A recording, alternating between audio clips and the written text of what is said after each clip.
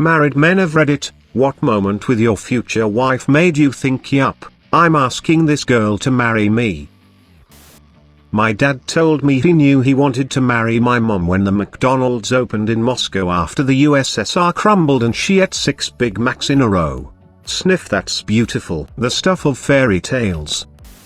Short version, she literally saved my life. Less short version, I'm from Michigan. Back in December 2014, I was in Delaware for a business trip. I ended up getting food poisoning, which brought on DKA. For those non-diabetes, basically your blood gets poisoned and your body tries to fight it off, which proves to be futile. I was vomiting constantly, and kept drifting in and out of consciousness. My wife, then girlfriend, called me about 20 or 30 times before I finally answered. The only thing I could force myself to say was, "Hi baby, I'm really sick." Then I blacked out again. What seemed like 5 minutes passed, which was actually about 12 to 13 hours, when I heard a banging on my hotel room door. I heard my girlfriend's voice yelling, "It's me, let me in." I screamed as loud as I could, "Get in here.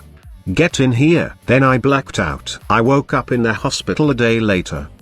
I found out that when I didn't answer the door, she ran downstairs, got a key, came up, and called an ambulance. The ambulance said that they would be there in 30 minutes. She said that's not soon enough. She put me into a rolling computer chair and pushed me to the elevator and out to her car, threw my near lifeless body in the back seat, and drove me to the hospital.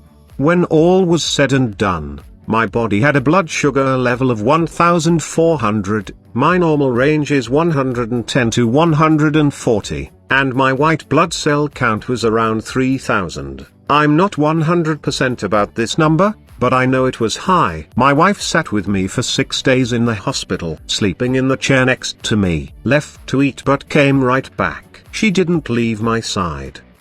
I should also mention that this was only 4 months after we started dating. However, we had been friends for a few years before this. I found out later that if she would have waited for the ambulance, I would not have made it. She literally saved my life. She sacrificed her time, risked getting fired and failing classes to drive 13 hours from Michigan to Delaware to take care of me. Once it all hit me as to what she had done, I was completely speechless and realized that if this girl is willing to do something like this for me, I must be pretty fucking special to her. I made it a priority once I recovered to ask her mother and father for their blessing, which they both gave me. I married her in May 2016. One of the scariest things to ever happen to me ended up showing me my girlfriend's devotion and love for me. We just hit our 1-year anniversary, and although we're a young couple, we are still kicking ass and going strong. I'm a nurse, so this was one of my favorites. 1,400 is higher than the highest case I've seen. I think my highest case was in the 800s. To give people an idea of how high 1,400 is, the glucose meter that you can actually use in the room doesn't even register above, I want to say, about 600. They have to draw blood and check it in the lab. I've seen a 1,200. This guy's tops the chart. Wonder what caused Op to go into DKA. Wish he'd explain. I got mad and yelled at her for some stupid shit because I had been in a toxic relationship prior to meeting her, and I thought that what couples did, scream and argue. I expected her to yell back at me, but she just stared at me for a moment and asked if I was done. I said I was, and she proceeded to explain to me that people who love one another do not treat each other that way. We can disagree with one another, but there's no reason to be mean. If we're going to be together, please don't be mean to me again. That was 26 years ago, we've been married 25 years. Edit. Thank you guys so much for the kind replies and messages, but I have to confess something, I'm still an asshole, just not to her. Tongue. Holy crap, she played that well. Good for her and for you. My wife and I were getting at each other one night, yelling the works. I have no clue what about. That's how important it was. We saw her, now our 2 dogs huddled by the front door. Realized then and there it was wrong and toxic. Stopped. Disengaged. and then talked it out later. Hasn't happened since. There have been moments of don't talk to me right now, but we always sort it out in the end. I won't ever forget the look those two poor puppies had. She had been in an ugly abusive relationship before me, and you could almost see the "oh God, not again" look. She invited me to her apartment to cook me dinner. On my way, I picked up a prescription and promptly took the first pill. 5 minutes before dinner was ready, I had an adverse effect and passed out on her couch. Woke up and she was gone. Figured she went to the bar across the street we go to. Nope. As I was getting ready to leave, she returned with a fresh set of clothes and toiletries for me for work the next morning. She walked 9 blocks up the hill to my apartment, got me everything I needed for the next day, and came back. This was our second date. We had a long-distance relationship. We lived 3 to 4 hours away from each other the entire time we dated. We had met at a concert and traded emails and MSN info. Classic. We emailed and chatted every day, sometimes for hours. We poured our hearts out about our fears and dreams. I'd go visit her every other weekend, and she'd come once in a while my way. About 3 or 4 months into doing this, I'm at home chilling at home playing some game in my room. My dad calls up the stairs that I got a package in the mail. So I, confused, come walking down the stairs, and there she was. She came up to visit as a surprise. Without thinking, I instinctively ran to her and hugged her and lifted her and spun her a bit. And I felt in my heart a wholeness, like holding her filled in something I was missing. I knew then that I never would let her go. Metaphorically speaking, been married over 9 years, and I still get that feeling when I hug and kiss her. I left my favorite CD in her car, Dream Theater's Scenes from a Memory. She wasn't a huge fan, but put up with it whenever I listened. One day I was on the phone with her while she was driving, and we said goodbye, but she forgot to hang up. I waited a few seconds and I heard her singing along. We'd been together for years, and were on vacation. People asked us if we were newlyweds and we said no, and they said, so you've been married for a long time then. It did not occur to anyone that we were not married. We figured at that point we might as well throw a party and make it official. Have to post this for my dad. My parents met 39 years ago last Friday, in a lineup for a movie. My mum's friend knew my dad from another friend and introduced them. My dad was known as a wild guy, and my mum was seriously considering becoming a nun. Naturally, they started dating. Couple months later, my mum found a lump in her breast. My dad's aunt died of breast cancer very young, and it just freaked him out, I guess. My mother had the lump removed and thank God it was benign, but my dad had already rushed out and bought an engagement ring. He always claims he knew from the moment he saw her, but a couple of glasses of wine and he will tell you that he saw what life could be like without her, and it wasn't worth living. They never fight, they always work together, and my mum's heart still skips a beat when he comes home from work.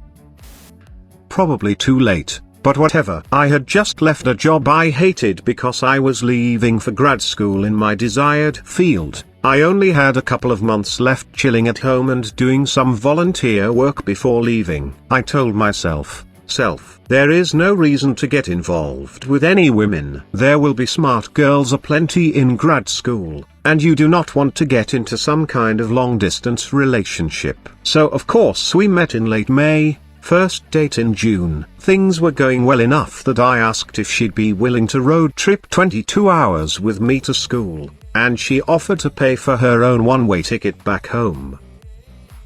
We were locked in a car together for 2 days, and when I dropped her off at the airport in Florida, I still wanted to hang out with her. That's when I knew. 2 years of long-distance dating, many flights on budget airlines, but we celebrated our first wedding anniversary this past spring. I got into a doctorate program last fall. She made that road trip with me for that too, but no need to buy the return ticket that time. I've posted this before, but since you asked, when I was a young lad I had bought a pair of swords. Now for some reason I still had them, but when my now wife agreed to come over my place I decided to hide them in a storage closet because why would any grown man have these? So, A while down the line she was looking for something in said closet when I heard, "What the hell? You have swords? Why are you hiding these?" I was prepared to be mocked mercilessly, when instead she handed me one and then started swinging. It was about that time that I realized I was going to marry her. We had gone on 2 or 3 dates before I asked her to be my girlfriend, and I knew the instant she said yes that we would be married one day. Her eyes just lit up like nothing else when I told her I wanted to make things official. It has felt like I can read her mind since the day I met her. I know when she's happy, sad, upset, tired, annoyed, etc. I knew a few days before she asked me to move in with her that she was going to ask. We have been in sync pretty constantly, and I'm incredibly lucky to be married to someone with whom I'm so in tune. We dated for 3 years, but I knew from day one that we were going to be married. I don't really believe in soulmates or anything too mystical. However, if there was anyone who could change my mind about that, it's my wife. Engaged. Our first date lasted 12 hours because we just couldn't stop talking. Our second date was supposed to be just dinner and it lasted almost 2 days. She drove away after the second date and I couldn't imagine my life without her in it. I was ecstatic to find out she felt the same. So you guys are on what, like, your 4th date now? I asked my husband and he said it was about a year into our relationship. He says, right after we moved to from and I woke up in the middle of the night with an arrhythmia. Even though you had to work the next day and it was 2 a.m., you calmly suggested we go to the just to be sure. You talked to the doctors, asked questions, rubbed my feet, you hate feet, and did everything to keep me calm. You were my advocate and made sure I got taken care of. I knew then that I wanted to be with you forever. I felt very loved and proud that you were mine. It turns out he had mild sleep apnea. He didn't snore, so I had no idea. And when his brain would shoot adrenaline into his system after not breathing for a second, it would totally fuck up the electrical system in his heart, causing an atrial fibrillation. It hasn't happened since he got a CPAP shortly after this episode. Glad we went to the doctor because he told me it had happened before. AFib can cause clots to form in the heart because the blood doesn't always fully exit the ventricles, and can lead to stroke. Sleep apnea is no joke, people. That was in September 2014. He proposed in April 2015. And we've been married since August 2016. Our first baby is due in 2 weeks. It's a boy. When I first told my father that I was dating someone new, he jokingly asked, "What's her name? What does she do? What's her bra size?" I told her about it, hoping to prepare her for his sense of humor, and she thought it was hilarious. The first time they met, she introduced herself by saying, "Hi, I'm Stephanie. I'm in college and I'm a B cup." My father was horrified, my mother was laughing hysterically, and I was in love.